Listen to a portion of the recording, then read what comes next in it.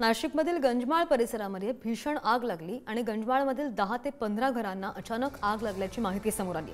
अग्निशमन दलाच्या 8 ते 10 गाड्या घटनास्थळी दाखल झालेल्या आहेत। आगीला नियंत्रणामध्ये आणण्यात अग्निशमन दलाला यशही आलंय। घरामधले सगळेजण वेळीच बाहेर पडले आणि त्यामुळे मोठा अनर्थ टळलेला आहे। बातमी पाहतोय नाशिकमधून।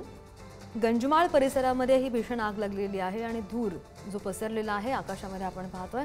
अग्निशमन दलाच्या 8 ते 10 गाड्या या घटनास्थळी दाखल झालेल्या आहेत। आगीला नियंत्रणामध्ये आणण्यात अग्निशमन दलाला यश आलेलं आहे आणि घरांमध्ये सगळे जण वेळीच बाहेर पडले आणि त्यामुळे मोठा अनर्थ टळलाय।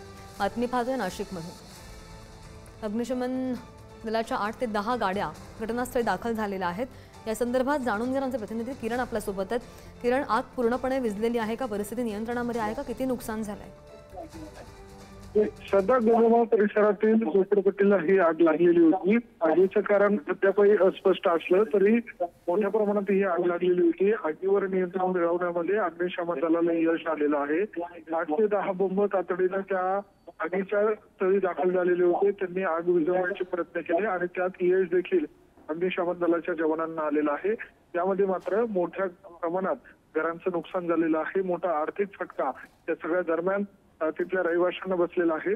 सुदैवाने यामध्ये कुठलीही जीवितहानी झालेली नाहीये। हो, आणि त्यामुळे मोठा अनर्थ टळलेला आहे। किरण, धन्यवाद दिलेल्या माहितीसाठी।